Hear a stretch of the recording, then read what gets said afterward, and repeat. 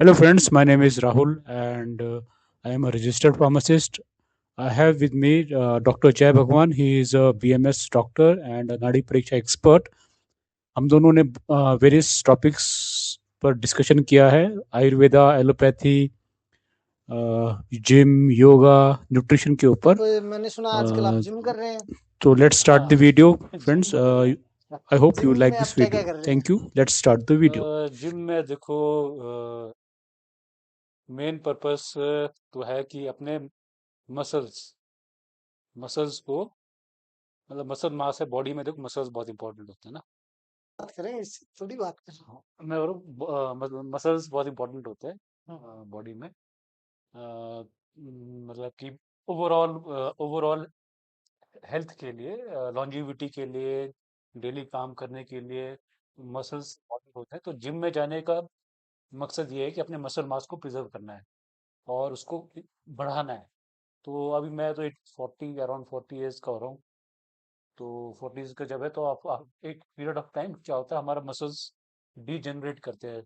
ठीक है, सार्कोपीनिया बोलते हैं इसको हम, आपको पता ही है। हाँ, बिल्कुल ठीक कहा आपने। जी जी भी एक लोगों के अंदर एक भ्रांति है, कंफ्यूजन है, जी। जो सारी दुनिया में फैला हुआ है। बहुत सारे डॉक्टर भी उसको सपोर्ट करते हैं, सब जिम वाले उसको सपोर्ट करते हैं, सब कुछ।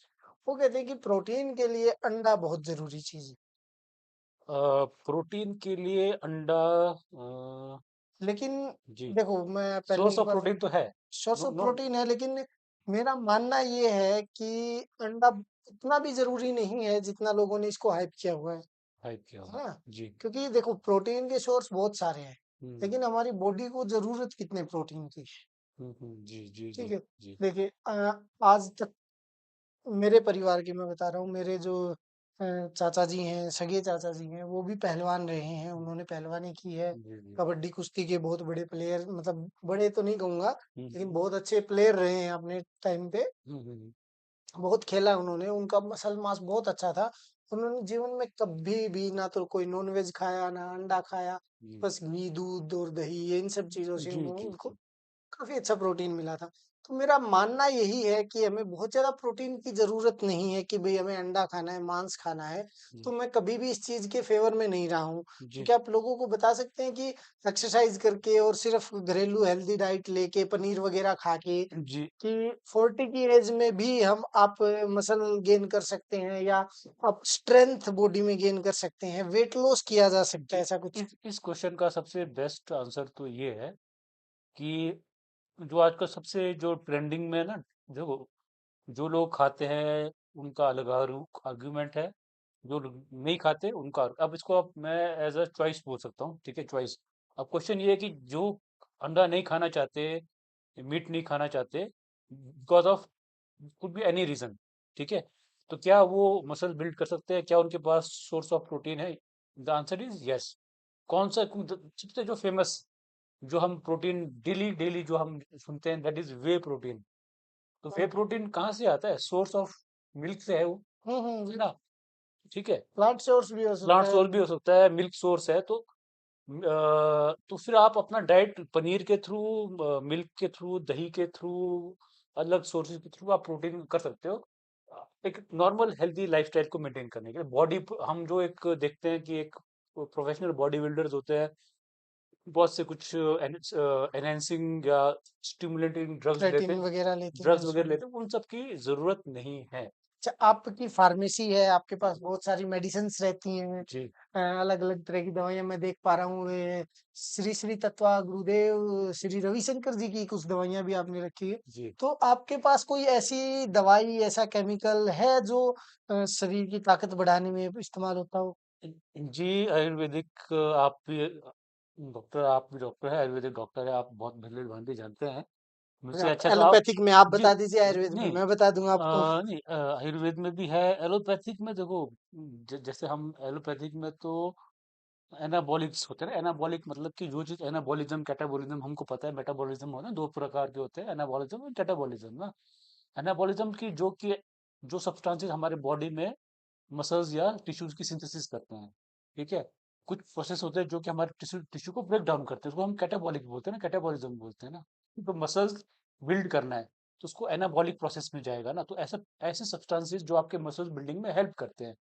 तो एक तो आपको ऑब्वियसली प्रोटीन हो गया, दूध दही मक्खन, ठीक है। अगर बाहर से अपने कोई सप्लीमेंट वगैरह लेना है तो उसमें आप क्योंकि सिर्फ मसल्स ही नहीं है, मसल के साथ आपके जॉइंट्स भी होते हैं, जॉइंट्स में आपकी कोलेजन है, कैल्शियम वगैरह है। अब कैल्शियम लोग सोचते हैं कि सिर्फ हड्डियों में होती है, बट मसल कॉन्ट्रैक्शन में आपका कैल्शियम कैल्शियम मिल जाता लगता है, है, कैल्शियम चैनल्स होते हैं हमारे कैल्शियम चैनल्स होते हैं। टिश्यूज के अंदर, जिसकी वजह जी से वो जी, कॉन्ट्रैक्ट और रिलैक्स इंट्रैक्शन करते होता है हैं। इवन आपके जो सोडियम कैल्शियम चैनल्स होते हैं सोडियम जिनकी कैल्शियम। वजह से सिग्नल्स एक दूसरे के पास पास होते हैं। बिल्कुल सही जी जी जी।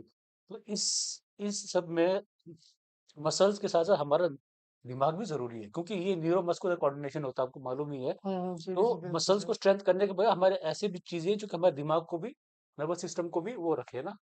तो ऐसे सब्सटेंसेस आप एंटीऑक्सीडेंट्स, जिनको हम बोलते हैं एंटीऑक्सीडेंट्स बोलते हैं, या विटामिन ओमेगास बोलते हैं, ओमेगास भी आपके हैं। तो ये चीज़ें आपकी होती हैं जो कि आपको नेचुरल सोर्स से भी मिल जाते हैं, और मल्टीविटामिन होते हैं जो आपको एलोपैथिक में मिल जाते हैं, आपको जिंसिंग मल्टीविटामिन होते हैं। ये चीज़ें आपको थोड़ा कैल्शियम के सोर्सेज है, मैग्नीशियम है, जिंक वगैरह, ये चीज़ें आप ले सकते हो एलोपैथिक जो आपके फॉर्मुलेशंस में मिल जाती है। Okay, nice nice nice. Ayurveda में आप बताइए, आप क्या आप मैं आपसे पूछ लेता हूँ कि आयुर्वेदा में ऐसे क्या है प्रोडक्ट्स हम जो कंज्यूम कर सकते हैं जो कि हमारे मसल बिल्डिंग में या टिश्यू सिंथेसिस में सर मैं हेल्प आपको कर सके। सबसे फेमस बताता हूँ, सबसे जी लोग, मैक्सिमम लोग उसको जानते भी हैं जी और उसका प्रयोग भी बहुत लोग आजकल कर रहे हैं। जी हमारे बहुत पहलवान रेसलर्स बहुत प्रयोग कर रहे हैं और बहुत पुराने टाइम से यूज होता आ रहा है। एक इंग्रेडिएंट है जिसको हम शिलाजीत बोलते हैं। जी जी आयुर्वेद में एक बहुत महत्वपूर्ण औषधि है शिलाजीत। जी इसका बहुत सारी औषधीय प्रयोग भी हैं और मसल बिल्डिंग के अंदर, ताकत के अंदर, स्ट्रेंथ के लिए, है ना। दूसरा हमारे जॉइंट्स के लिए, हमारे बोन्स के लिए, हर तरीके से जो शिलाजीत है वो बहुत अच्छा काम करता है। शिलाजीत का नाम शिलाजीत भी इसीलिए है कि उसका सेवन करने वाले लोग शिला अर्थात बड़े भारी भरकम पत्थरों को भी जीत लेते हैं, हम्म, है ना। जी इसीलिए इसका नाम शिलाजीत भी। दूसरा, इसको शिलाजीत इसलिए भी कहा जाता है क्योंकि ये पत्थरों से प्राप्त होता है। जी पत्थरों का गोंद एक तरह से इसको कहा जाता है, इसलिए इसका नाम शिलाजीत। जी। तो अच्छा, एक दो प्रोडक्ट और है, जैसे आप अश्वगंधा है, जी या बिल्कुल। आपके शतावरी भी आप बिल्कुल बिल्कुल। इनके बारे शतावरी में। एक जी बहुत ही शानदार औषधि है। शतावरी इतनी जबरदस्त औषधि है कि ये 100 से ज्यादा औषधियां भी इसका मुकाबला नहीं कर सकती है। अकेली औषधि के अंदर इतना बल होता है। जी शतावरी का अर्थ ही ये है कि जिसके अंदर 100 पुरुषों जितना बल आ जाता है इसका सेवन करने वाले पुरुष के अंदर। 100 पुरुषों की ताकत, जैसे भीम के अंदर 100 हाथियों का बल था, उसी तरह से जी 100 पुरुषों का बल अगर आपको चाहिए तो संपूर्ण एक शोधन प्रक्रिया होती है। आयुर्वेद में पंचकर्मा, संपूर्ण शोधन के पश्चात, पंचकर्मा के पश्चात एक अनुष्ठान के बाद एक तरीके से अगर शतावरी का सेवन किया जाए तो 100 पुरुषों का बल वो क्षण भर में आपको दे सकती है। जी अगर आप ये सारी चीजें नहीं कर सकते, देखिए पुरातन जो हमारा विज्ञान आयुर्वेद खो चुका है, हम उसको उसी तरीके से नहीं कर सकते, तो हम इसका लगातार सेवन करके 100 पुरुष नहीं तो कम से कम एक बलवान पुरुष जितनी ताकत तो हमें इससे आज के दिन भी मिल ही सकती है और बहुत आसानी से मिल जाती है। और शतावरी, देखो जैसे हमें भ्रम होता है आयुर्वेद में बहुत लोगों को कि आयुर्वेदिक दवाइयां गर्म होती हैं, जी जी जी लेकिन जो शतावरी का प्रभाव है वो शीतल प्रभाव है, इसका शीत गुण है। जी शतावरी ठंडी होती है, जो जी आपके मस्तिष्क को भी शांत रखती है, जी हाइपर नहीं होने देती है। दूसरा, आपके भावनात्मक विकास को भी बढ़ाती है, ठीक है।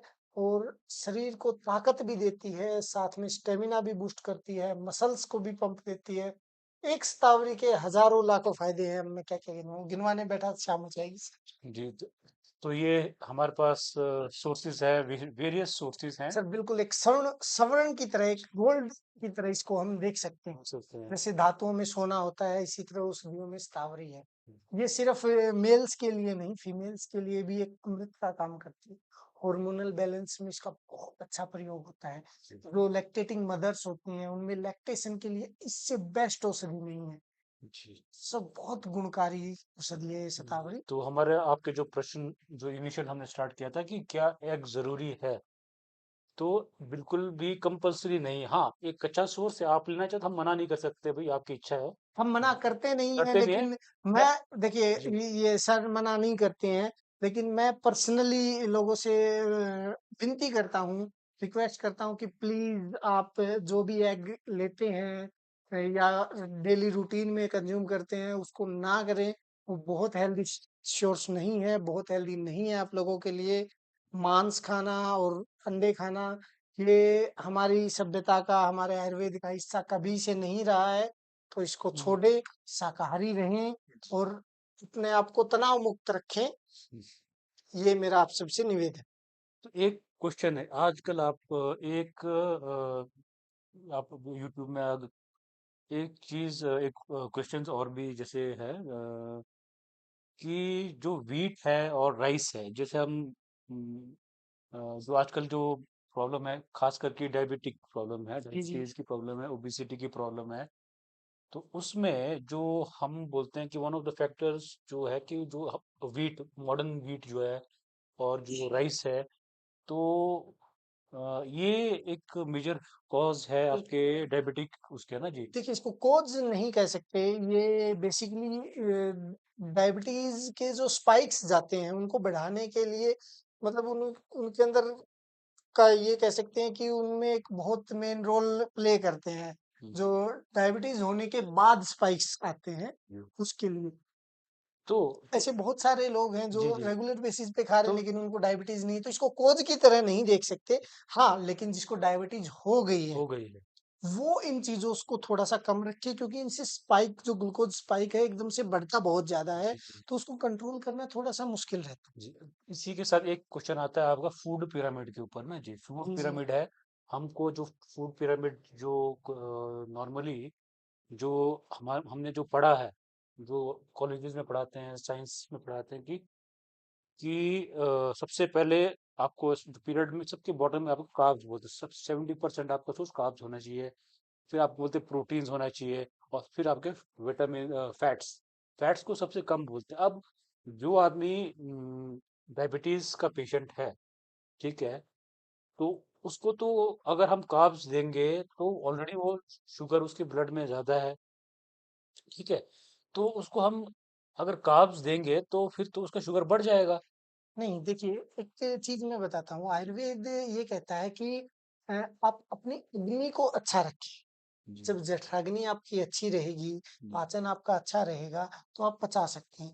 कार्ब को बिल्कुल कट नहीं कर सकते, जी। क्योंकि देखिए जीवन का एक हिस्सा है, सोर्स है। हम्म, आप डाइट को बैलेंस रखें जितना हो सके। हम्म, थोड़ा कार्ब रखें, एक अच्छी मात्रा में प्रोटीन रखें, हम्म, हेल्दी फैट भी रखें। हम्म, जैसे देसी घी होता है, देसी गाय का घी सबसे बेस्ट और सबसे हेल्दी फैट है। हम्म, ठीक है, वो खाने में होना बहुत जरूरी है।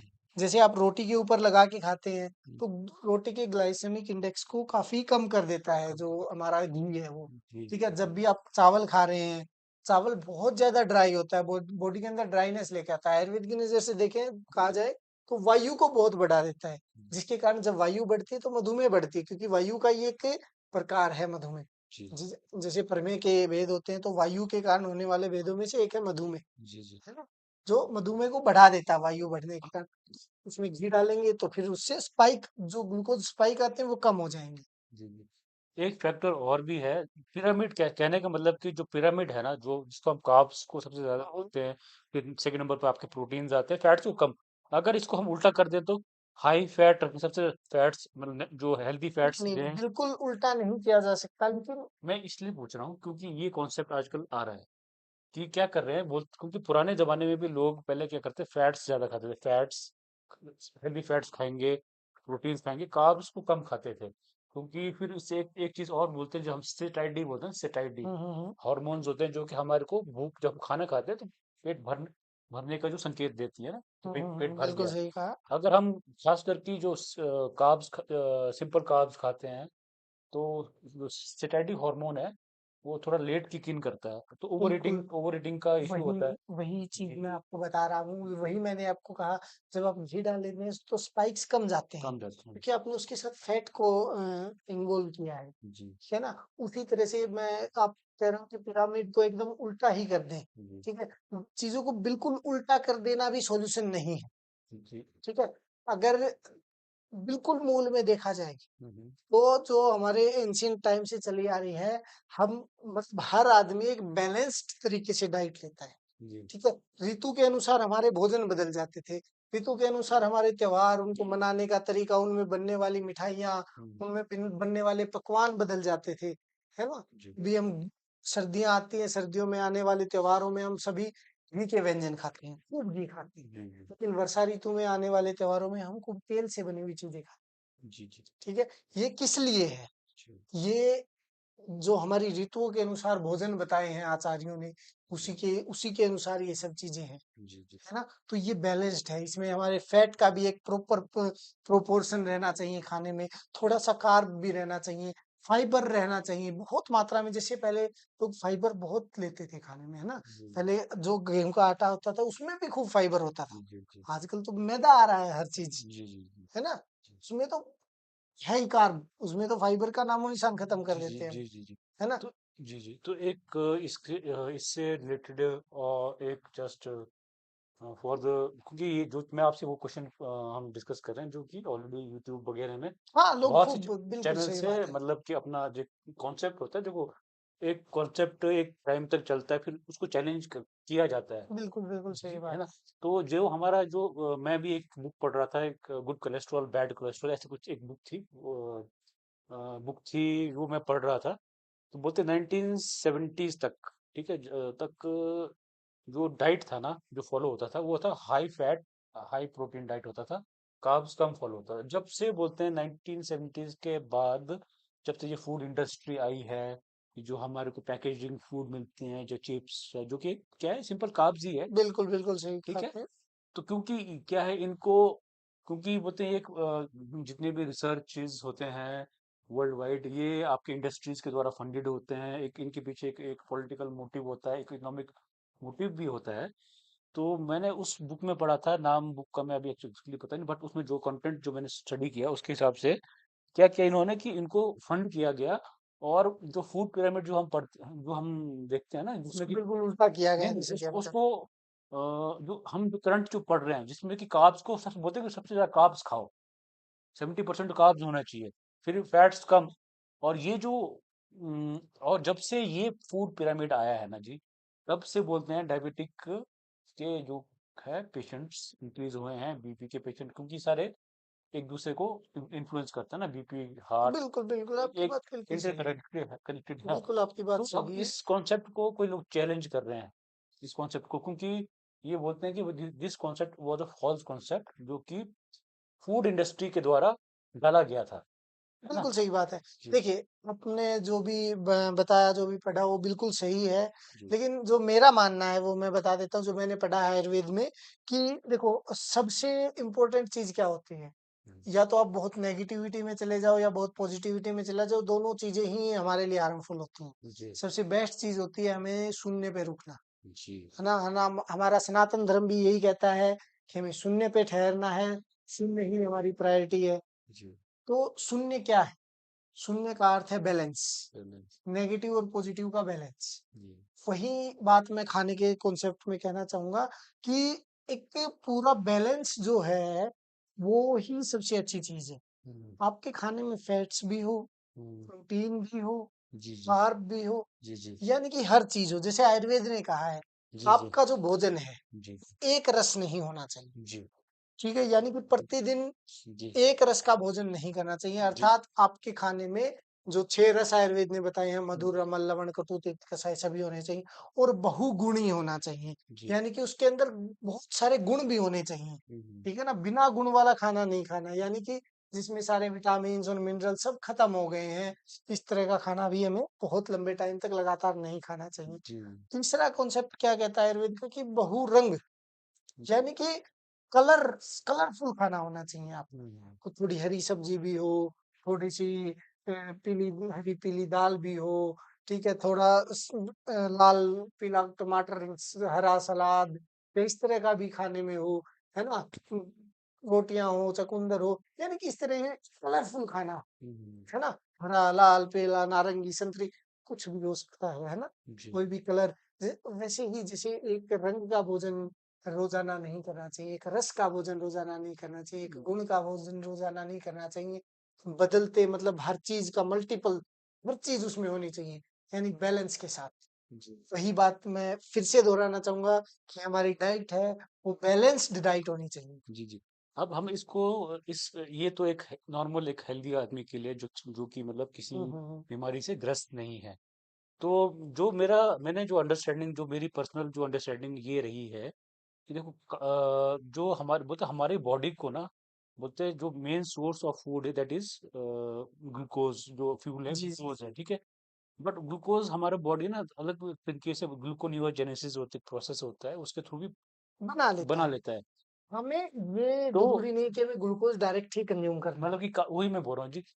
जैसे कि फैट्स को भी आप कन्वर्ट करके अल्टीमेटली बॉडी इसको बिल्कुल उसको ग्लूकोज में तोड़ कन्वर्ट देती है। कन्वर्ट दे देती है ना। अगर आप बहुत ज्यादा सिर्फ ग्लूकोज लेंगे, देखिए एक मतलब बात कि बताता हूँ, आलू आलू खाओगे पहले। सिर्फ आलू खाने वाले लोग भी बहुत मोटे हो जाते हैं। जी फिर कहेंगे आप में तो बहुत ज्यादा फैट जमा फैट, हो गया है। जी जी जी वो फैट कहाँ से आया? जी हमारी बॉडी क्या करती है, जब एक एनर्जी बहुत ज्यादा मतलब बहुत ज्यादा मात्रा में एनर्जी हमारे शरीर में बच जाती है, तो उस एनर्जी को हमारी बॉडी फैट के रूप में स्टोर कर स्टोर कर लेती है। लेती है। चाहे आपने कुछ भी खाया है, हम्म, ये जरूरी नहीं है कि आप फैट खा रहे हो तो ही फैट डिपॉजिट होगा।